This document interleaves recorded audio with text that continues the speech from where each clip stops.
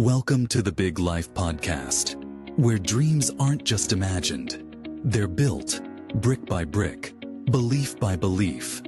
Hosted by Neal Oates Jr. and Robin Lewis, this show is your invitation to discover your amazing capabilities, invest in your growth, and unleash your potential in ways you've only dreamed of.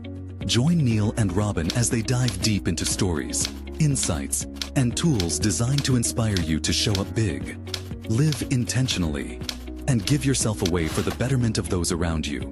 Get ready to rise to what you're truly worthy of. The Big Life starts now. Welcome back to the Big Life Podcast with Neal Oates Jr. and Robin Lewis. How are you doing today? Neal, I'm doing great, man. I'm just so excited as we get closer to our 1-year anniversary. Yeah, come on now, sir. I'm just it never gets old getting together with you like this to collaborate on adding value to our listeners. So Hold on, Robin. Excited to be here. I know you're excited, but you talk about coming up on 1 year. I'm excited. I think it's necessary because we're not doing this for you and I. We're doing this for people to be better, to live the big life. And I want to take a moment to highlight someone who has listened to every episode of the Big Life Podcast, Mr. Jeff Liu. And so it's people like Jeff, not only who listens to the podcast, but Jeff Liu is a raving fan, telling everybody he knows about the podcast, which is humbling. What are your thoughts on Jeff, Robin? Well, I can't tell you how much I appreciate Jeff and him sharing that with me. And he started a little bit later. And Jeff, a shout out to you, sir, if you're listening to this particular episode. And if you're not, hey, come on, what happened today, Jeff?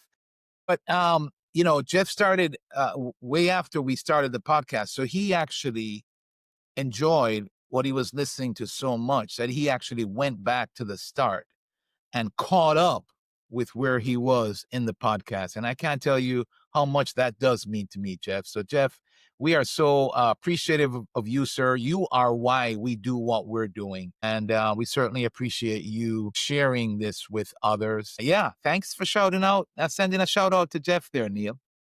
Come on, sir. But and the reason being, well, first, if your name is not Jeff, and if you've been listening to the podcast, let us know in the comments on any of the podcast platforms that you're listening to. But here's why I felt it appropriate to mention Jeff today, Robin. Today, we're exploring a topic that doesn't get enough attention, but impacts every area of our lives. That's relational wealth. And so that's why the relationship that we have with Jeff, even though I've never met him, I know that there is some wealth in that relationship. So, Robin, most people think of wealth in terms of dollars, assets, or opportunities. But here's the truth. Your relational wealth, the quality and depth of your connections is often more valuable than your financial portfolio. And I know that's challenging for us to hear. The people in your room can open doors that money can't buy. Man, I love that start, Neal. I love the way, folks, wasn't he smooth with that transition? And it's so true, Neal. Here's what I've learned, man. Every room that you and I walk into either pulls you forward or it holds you back. You know what I mean, Neal? If you're surrounded by people who settle, then you're going to be tempted to settle. But if you're in a room of people who challenge you and they sharpen you and they expand you, then your entire standard of living is going to rise as well. And so that's so important, Robin. Here's a challenge, though. We don't think about that often until it's too late. Would you agree? Yeah. I mean, in other words, it's a concept that I didn't really grasp until later on in life. You hear about it. Yeah, I remember, my parents saying, show me your company, I'll show you who you are, so it's not a new concept. But yes, have I really been as intentional about it? Not until later in my life. Yeah. Good point. And here's why relationships are wealth. And we really want you to grab hold of this idea. When you hear wealth, we don't want you thinking dollar cents. We want you thinking people, relationships, rooms. Think about it. Almost every major breakthrough in your life, and I'm speaking from experience, was connected to a person, right? A mentor who believed in you, a colleague who gave you a chance, a friend, Robin Lewis, who challenged your excuses. And the opposite is true too. The wrong relationships drain energy, they stall growth, and even sabotage dreams. Relational wealth, in my opinion, is about curating or creating connections that elevate instead of deplete. It's so true, man. And let's be clear, when we talk about relational wealth for our listeners, we're not talking about collecting business cards or filling your contact list, right? We're talking about cultivating quality connections, people who see you, support you, and you see them and support them, and they stretch you, and hopefully you're stretching them as well. So we're talking about quality connections. Here's why this is challenging, Rob, is because you talk about people who see us, yes, support us, yes, but then you just mentioned stretch.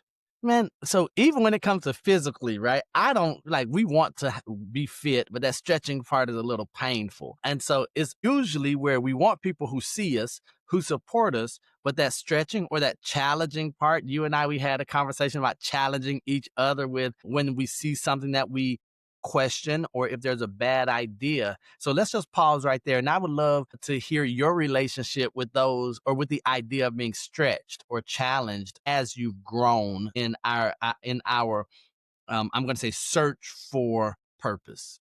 Yeah, it's a couple of things there that come to mind. One is what you're alluding to, and that is that the tendency for me is to be more supportive. I am the encourager, right? I'm the peacemaker. I believe in you. And from the vantage point of, I want to encourage and support you.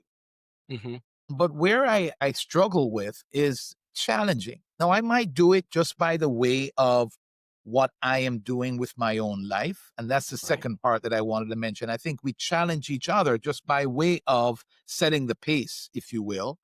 But where I struggled, Neal, is I struggled with this idea of really like confronting people and helping them. It's not trying to be rude or disrespectful, but challenging them to step up in areas in their life. And I've gotten better at that. And I recognize, I think the reason you're highlighting this is because the truth in it is this, is that we need others to come beside us to do that, to really bring the best out of us. And we can help bring the best out of others if we're willing to challenge them in that way as well. Man, I love that. And thank you for sharing that, Robin, because I find myself being, I'm going to say almost the yin to your yang, right? So yes, I do support, but for me, oftentimes I lead with the challenge, lead with the stretch. And here's why, because I'm the one where my picture of support is help me to be better. And so that's why I like to be coached. So sometimes to an error, Robin, I lead that way with others. I'm like, oh, well, you're doing this. Have you thought about this? And people are like, dude, I just need your support. I don't need you to lead with the stretch, right? And so that's for me, Robin, an audience. I'm having to make sure I temper one and maybe go more supportive on the other side. And so that's the beauty of this, ladies and gentlemen. What you're hearing Robin and I say, once we are aware of ourselves and try to create these relationships and build relational wealth, then we're going to have to adjust our natural disposition because we're going to need all of it. We're going to need to see them. We really do need to make sure that we support them, but then we also need to have that level of stretching and challenging. So, Robin, I want to go to, if you would, this auditing part of the room and our relationships. And we hear the word audit, and the first thing we think of is, oh no, IRS. But I think it's necessary for us to audit our current room. I know that you are one of the big believers of the GPS analogy. Before we know where we're going, we must know where we are. So I think a great place to start is to take this challenge that I'm going to issue. And of course, I'm going to start with the challenge, right? Take a look at the 5 people that you spend the most time with. Take a look at the 5 people that you spend the most time with. And are they moving in the direction that you want to go? Do they inspire you to be better? Do they enable you to stay the same? And when I say enable, that's really disabling, right? Are they going to inspire you to be better? Or are they asking you to stay the same or encouraging you to stay the same? And what Robin and I know, there is no really staying the same. We're either improving or we are moving backwards. Yeah. And so it's such an important audit. And it's a big part of the message that we're sharing today is for us to be considerate about the rooms that you are a part of right now. When we say rooms, we're talking about, yes, it could be a physical room, it could be a community, it could be just people that are in your lives that are speaking into your life, your friends, your people that you are a big part of your day-to-day life. Because sometimes we discover that we're in rooms that we've outgrown. That's the point that we want you to hear today. That doesn't mean that we don't love those people anymore. Sometimes, I struggled with that a little bit before. Like Mhm. I even went through a season, Neil, where we had to fire clients because the clients weren't the right clients for us. And it was hard for me to actually fire a client because I wanted to be the supportive guy. I wanted to be that guy that's there for them. And it doesn't mean that I don't love that client. It doesn't mean that I don't love my friend or whatever room associate that this might be applicable to. It just means that they may not be the ones who can carry us into our next season, whatever that might look like. For business, we got to a point where we couldn't serve everyone. And so we had to choose who is our target audience? Who is it that we best serve?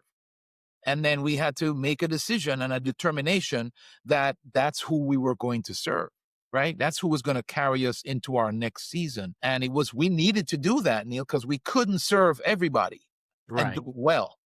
That's just an example of why this point of auditing that you bring up is so important. That's from a business standpoint. Certainly, it is applicable in many other parts of our lives as well. And so, Robin, me knowing you, and I know that there are many of our audience members who are a lot like you, where you're sitting here and you're probably thinking, man, is there a way we can continue to do this without cutting them off, without moving on, especially if it's been a long standing relationship? Maybe they started, or as Drake said, we started from the bottom, now we're here, but now we're here and it's, hey, I can't take you any further. I need to let you go for both of our sakes. And really, it's not about cutting people off. It's about understanding who belongs in your inner circle and who belongs in your outer circle. And as much as we don't like to categorize people, even Jesus had an inner circle, right? Even Jesus had 3 homeboys that would go with him everywhere. And while he needed and loved the other 9, he had an inner circle, he had an outer circle, and those were just inside of his 12. And so, who better for us to follow than to have to make some decisions about who really can elevate us, and not just for position or title, but in our purpose, in the meaning that we're here to fulfill in life. Yeah. And it's I think as we share, our listeners will follow along. We're not we love people and we want to be a part of people. We're a part of the community. We want to make a difference. Neil and I are people that one of the reasons we are attracted to Maxwell Leadership is because we value people and we want to Mhm. add value to people. But what we're saying here, when we talk about relational wealth, one, we're talking about the significance of the role that relationships play. And then two, we're saying we do have to be intentional about that because the people who are in our inner circle play a big role in our capacity, our potential. And so that's the significance of what we're saying here. So please understand that we love people and we love everyone, but we also have to be very strategic about this. So when we talk about the 3 kinds of people that make up relational wealth, these are the 3 categories that we're referring to. One is mentors.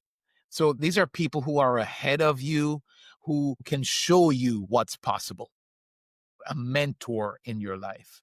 The second category is peers. These are people who are beside you and they run with you and they hold you accountable and they make things happen. You make things happen together. And then the third category is mentee.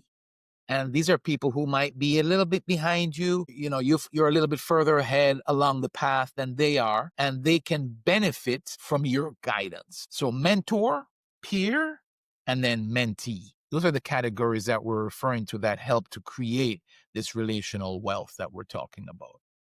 So, Robin, I love that framework and it's powerful. And here's why. Because if we only have peers, we stay comfortable, right? So we're looking side to side and we're like, hey, I'm doing pretty good. If you only have mentors, you always feel behind, right? Because we're looking up and we're like, man, one day, one day, one day. Or the reality is that little negative voice in our lives will say, well, you're not where they are. You're not where they are. But then here's the other challenge, Rob. If you only have mentees, you start coasting, right? If we only have people who are behind us, maybe we get comfortable. Maybe we start believing our own hype, right? Maybe the ego or the pride starts to come in. But when you have all three, you live in balance. So you're going to have people beside you who are in it with you, someone to aspire to ahead, but then also we're reaching down here behind us and pulling them up. And so you live in balance because you're being pulled forward, you're being sharpened sideways and poured downward. And I think that as we do that, we start to have purpose and we really walk in our calling. I love the way that you have elaborated on that, sir. Yeah. And so, I think of, our recent guest on the show, Chris Robinson, and his book, From Drift to Drive. Like if we have only mentees in our life, if we have arrived at a certain level of success in the different areas, and we're not being stretched and challenged by mentors or peers, then we can drift, we can become complacent. And usually when that happens, we go in the opposite direction. But let's be honest, Neal, creating the right room isn't easy, right? Stop right there. Stop right there, Robin. Hold on. I knew it was going to happen. I knew there was going to be a time during this episode where you were just going to smack us with the harsh but necessary reality. And for someone who has challenges with challenging, here you go again, sir. And I Go think it's ahead. good. That's why it's good for us to have these types of episodes. I hope you agree, listeners, because I find this so valuable to talk about. In other words, just to kind of put it out there so that we have awareness around this. Because I think a lot of times we do some of these things without even realizing it. But there are barriers. And so hear me, I'm going to share 3 barriers with you. One is comfort.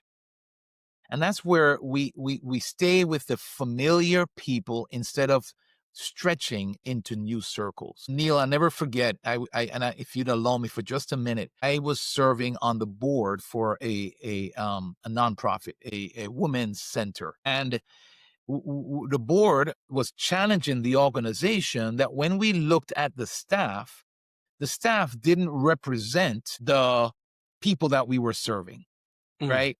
The mix of people that we were serving was not represented on the staff, right? The staff was, at the time, it was mostly Caucasian. And the people that we were serving in the community were from various different diverse nationalities and ethnicities and so on.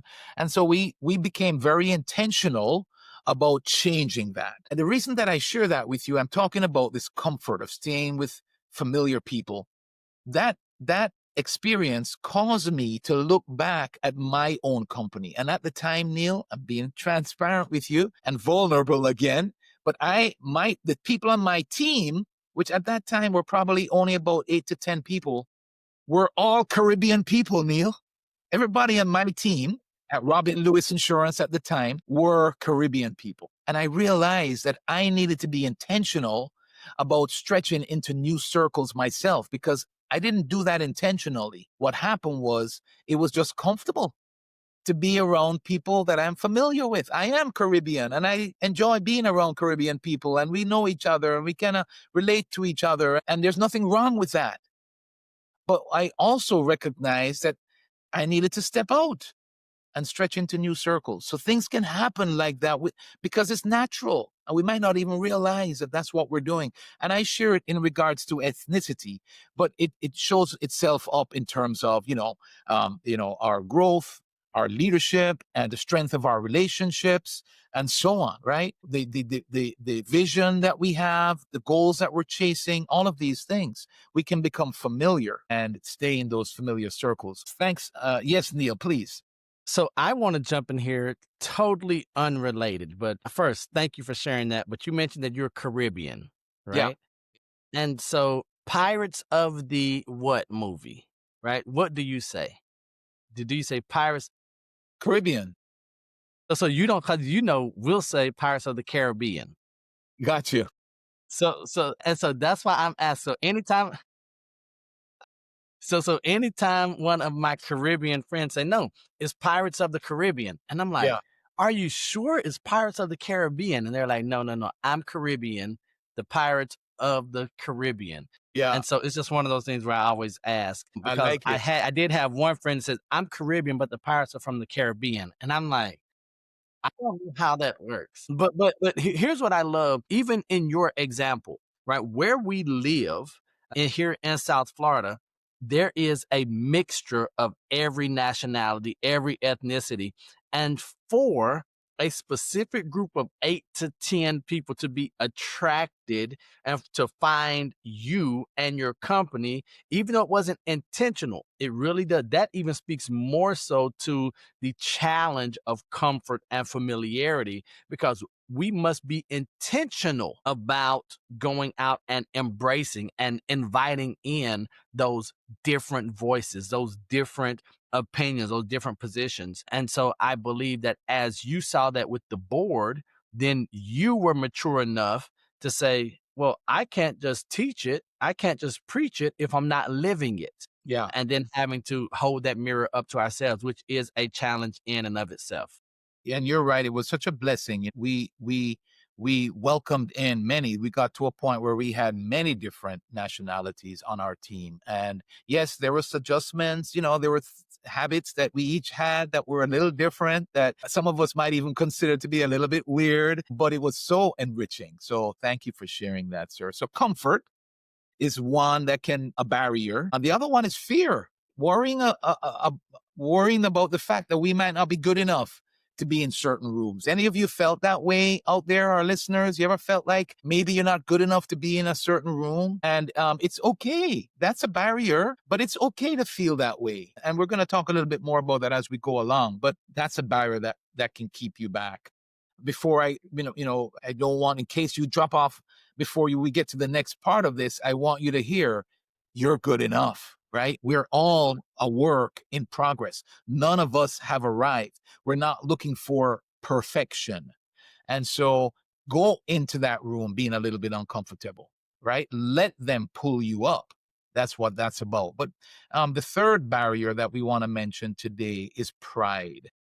Sometimes we get to thinking that we don't need anyone else's input or help. And that can be a barrier as well. And all of those are fantastic reminders for us. And if we want relational wealth, we've got to push past those barriers. Remember, and I know that we believe this, we intend to, and our goal is to live this out, but proximity is power. The right room will do more for you in a year than the wrong room would do in a lifetime. And so that's why we really are intentional. And once again, I want to reiterate what Robin said. We are not trying to get in the right rooms simply for advancement purposes. That's not what we are talking about here. We are talking about being in the right room so that we can be all that God created us to be, and to have the impact to encourage and serve others in their walk towards the big life. Yeah, Neil, it needs to be said, so I'm going to repeat it in a different way, folks. The only way for us to live into our potential is through growth. Like I was inspired by my grandson just yesterday, Neil. He took several steps on his own where he's really getting there now. Before, Ciao. you have to coax him, and he's like, he's falling into your lap. Now he's really starting to get his balance. And the reason I shared him is because I was reminded in my quiet time earlier this morning that I need to be like him in life, continually learning and growing and taking risks and taking chances and going after it. And folks, here's what happens if we're so that's needed. We need to do that in order to live into our purpose, like Neal just said. But the only way that's going to happen is if we are around people that can help to challenge and elevate us. So we are saying you have to make a choice in order to live your big life, right? So you're loving everybody, but you're being very intentional about the rooms that you are creating. And so we want to touch on just a few points of how do you actually create the room that elevates you? And we're going to break it down. We have 5 points here to share with you. One is to define your direction. We want you to be clear on where you want. Hold on, Robin. I've got to interrupt you. So why do you start with the simple but difficult part, right? So you're talking about number one. And here's what I love about you. You're so practical that when you give us number one, it means number one. It's not to get the stuff out of order. And I just keep thinking every time I'm doing something, anytime I'm going to go somewhere, I use my GPS. I'm trying to accomplish a goal or fitness or growth. I sit here and I think, okay, well, where am I right now? And then where do I want to go? And here you come in true Rob Lewis fashion. Define your direction. Number one. And I remember when a mentor of mine, Scott Fay, when he first kind of reintroduced this concept to me, because at the time it wasn't new, but it helped to cement it for me, is that he said, what do you really, really want? Right? What do you Did you have an answer? really want to our listeners today? What are, that's something that I have to ask myself and remind myself. I've already answered that question. I have to remind myself about that because that clarity tells you the kind of people that you need around you, right? If you're going in a certain direction, if this is your dream, if this is your goal, this is where you're headed, then you're going to need to have the people that are around you that are going to help you to go in that direction, right? So that's the first thing. Define your direction, right, Neal?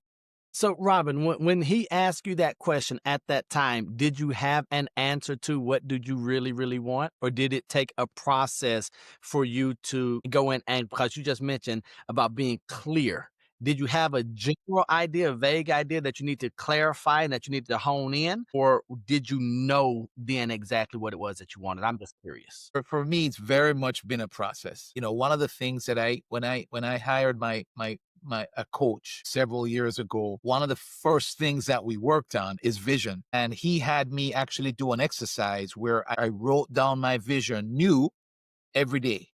And so I took a new page and I sat down and I took some time and I wrote out what my vision is. Then the next day I came back and I took a new page and I wrote down what my vision is. And I did that for like a 30-day period to help me to start to bring clarity around that. So for me, Neal, I'm one of those guys that it took a little while and I still have to be very careful about having that clarity. So I have to review and refine that as we go along. So that's Robin. How about you? So I'm much like you. It's still a journey, right? Just when I think I'm crystal clear, just when I think I know what my direction is, then I might like a new piece of that might be illuminated. And then I'm like, oh, well, that was good. But this all comes from being in rooms that stretch me, having mentors, having peers that are going to challenge and sharpen me. So I had a general idea, but then they were like, no, generality, it leads to casualty. Right. And so I was like, okay, so what do you mean? Get more specific, get more specific. And like you, I was blessed enough to seek out and to get coaches and mentors early on. So I did not have to wander the wilderness so that I had a path to follow. And so I figured I had a good idea that it was going to be a search or process. I just didn't want to make that assumption. Yeah. Right on. So pause, time out for our listeners. We're still in the middle of this, and maybe you're arriving to where you were driving to, or maybe you're done with your walk or your run or your ride. If you have to part with us for a little bit, I encourage you to come back because we're going to continue with some really good meat. And so we'll see you back when you come back on this particular episode. And I hope it's providing value for you, that I don't even have to say that you automatically want to come back. The second part of how do we actually create that room is to audit your current room. Neal talked a little bit about that. Identify people who energize you and people who drain you, right? So audit your current room and think about that. Who drains you? Who energizes you? The third one is to be intentional about access. So give more time to those who stretch you and limit time with those who stunt you. So become intentional about your access, right? And then the fourth one is to invest first. So we're talking about here, don't just look for what people can give you. It might sound like that's what we were saying all morning. And that's why I want to highlight this for you right now. What we're talking about here is that we're about adding value first. We're talking about you encouraging and serving and contributing and making yourself useful first. So we're all about sowing seeds that add value to others. So when we're talking about relationships, there's give and take, and you want to give more than you take. And that starts with you giving first, right? You want to invest, not to get back, although you will, but do it to be a giver and a lifter. And then the fifth one is to seek rooms that scare you. Actually seek them out. If you're I first heard this from John Maxwell, but I don't know if he made this up. I don't think so. It's been around for a while. But if you're the smartest person in the room, you're in the wrong room. If you're the smartest person in the room, everybody's looking to you, then you're in the wrong room. So seek rooms that scare you, where you're not the smartest person in the room, but that's going to be good for you in terms of relational wealth. Neal? Robin, why do you give it to me after you hit me in the face? You hit me right in the heart. So after we get done here today, I've got to do something that I know I was supposed to do 2 weeks ago, that I made excuses for last week, that I had conversations with you about before we started recording this. And now you're going to put it here live in front of everyone, telling me, hey, get into those rooms that scare you. Neal. Now, I know you didn't say Neal, but you might as well have just said Neal. I'm talking to you right now. And so that's encouraging, because with Robin being both a peer and a mentor to me, ladies and gentlemen, I look up to where I aspire to be, but then also I have someone here in the trenches with me that challenges and sharpens me. And so, Robin, I would want to add this. Pay attention to energy, right? Relational wealth isn't always about credentials.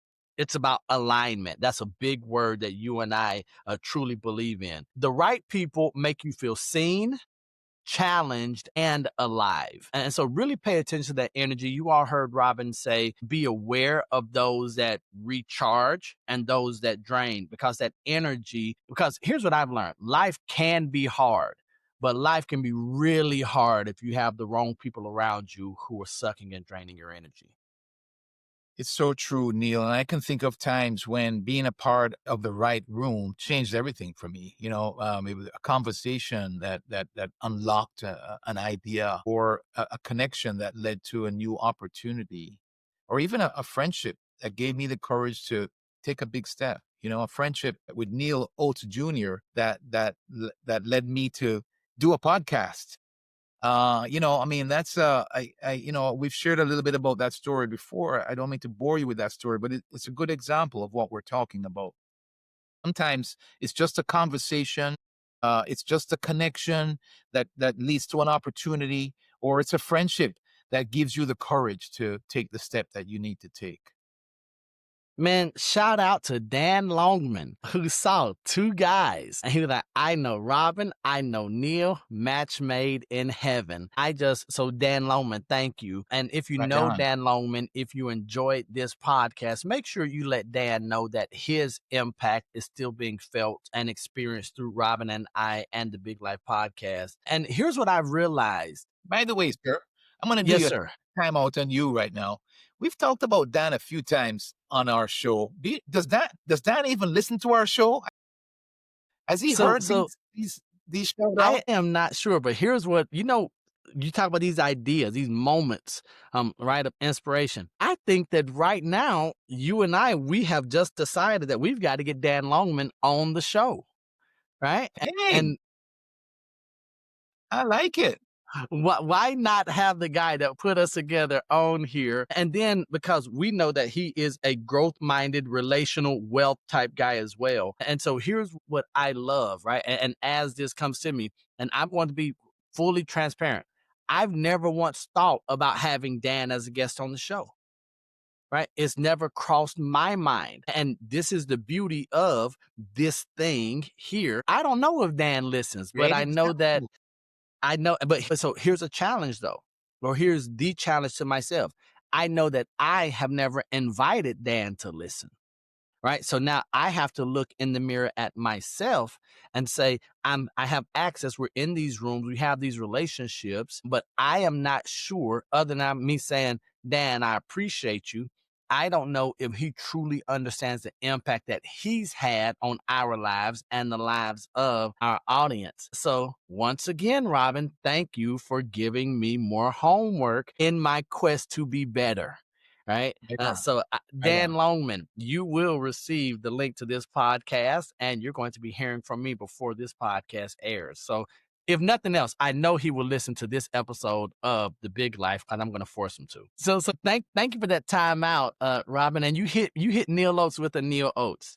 I see what you're doing, sir. But money can't buy those moments that we were just talking about, right? Being at Bow Campers, I know exactly where we were in the area, but relational wealth creates those moments. The investments that we've made with each other. The right voices at the right time can redirect our entire lives. This is proof of that. So these aren't just words. And so when I think about that, I often think, well, do I need to try to manipulate or maneuver or move pieces on the board of life? No, you need to go to a client appreciation happy hour. God is like, I've got that part figured out. Just keep pouring into people. Keep being good to people. Be the man or woman that I created you to be. Be obedient. I've got the other stuff. If you just do what you're supposed to do what I tell you to do, I'll do the rest. Now, that does not mean that it's going to be easy. Rob, you mentioned that curating, that creating these rooms, creating these spaces, these relationships is going to be challenging. It's going to require work. But when I look back at the benefits of that, because of an introduction, wife and I, we were able to navigate one of the hardest times in our lives because I picked up the phone. I sounded calm, but panic on the inside. Rob, our house flooded. What do we do? Right? I'm talking about we're in the water. Rob, what do we do? And this, hold on, I've helped people like you before. And so this is what happens when we go all the way back to something as simple as an introduction. And here's what I love. And the last thing about Dan and that just interaction. He put us together and walked off. He was like, I already know what's going to happen right here. They're going to start talking about John Maxwell and they're going to be here for hours. And I know my wife was like, yeah, I can just leave and you can just have your new friend just drop you off at home if necessary. So, Robin, that's what I want to just say, that this whole idea that the right room, the right relationship, money can't buy those. And one correct voice, one correct interaction can redirect your entire life. Yeah, it's so true. And there are some things that some shifts that take place that we want to highlight here for you. One is that you stop competing and you start collaborating, right? So that's clearly applicable with you and I, Neal. I don't know that we were that competitive to begin with each other, but I definitely know that we could have.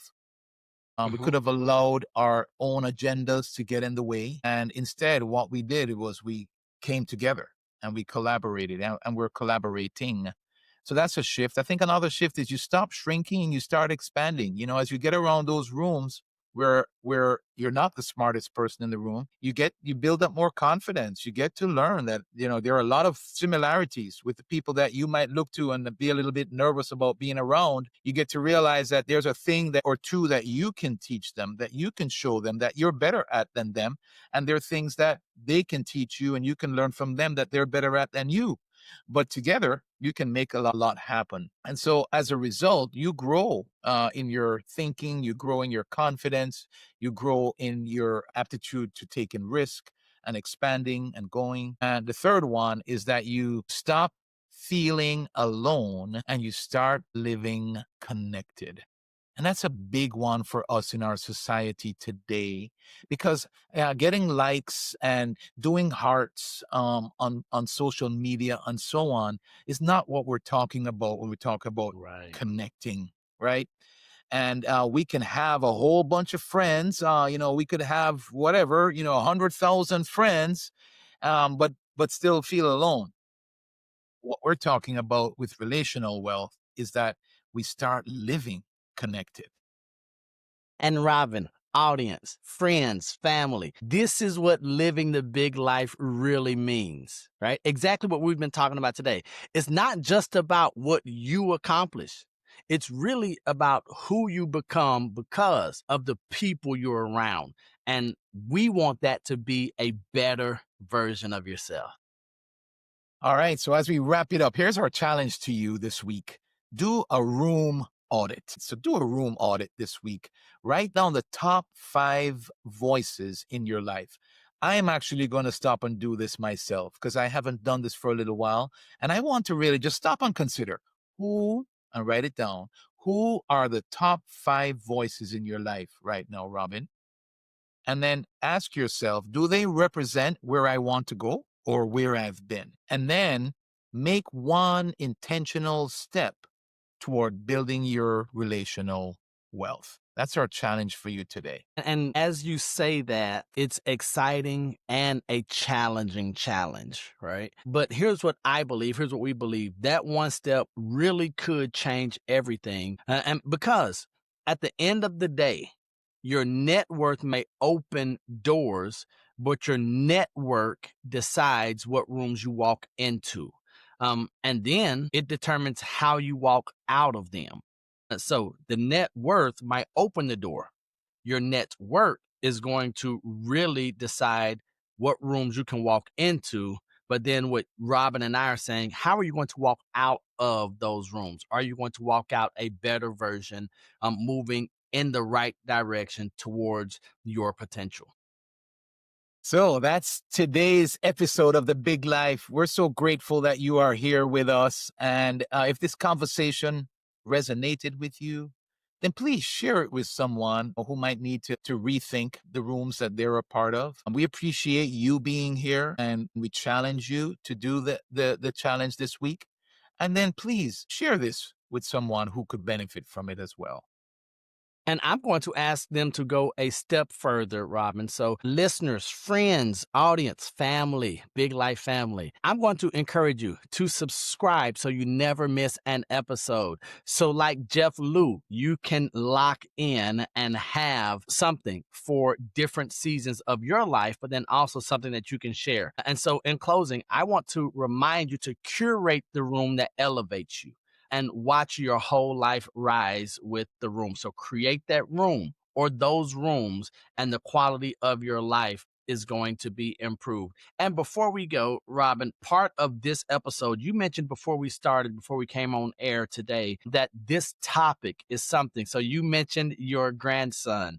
And so thank you for allowing me to be a part of this, because you mentioned something that this topic, this idea of relational wealth is so important, that this is something that you want to teach to your grandson.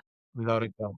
So, ladies and gentlemen, what we're doing here, Robin and I, our intention is to plant trees that we would never enjoy the shade of, right? And so we want that to be your goal, your dream, your purpose as well, to do something that outlives you. And so to know that you thought about this topic and know that it has the importance that you're thinking generationally is humbling for me, Robin. So thank you for allowing me to be a part of this, sir. Right on, sir. And it's so cool when that we are living this out together, and so we didn't even think about that as we were preparing for this show.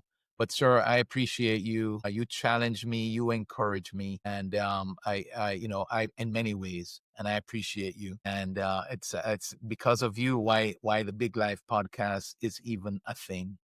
And so, our listeners, thank you so much. We appreciate you. You're why we do what we do. And yeah, right All on, Neil. right. So with that, Robin and I, we're going to leave you like we always do. And that is that we love you. God loves you. And there's nothing you can do about it. And until the next time we see you or you see us, we're right there with you. Peace. Peace.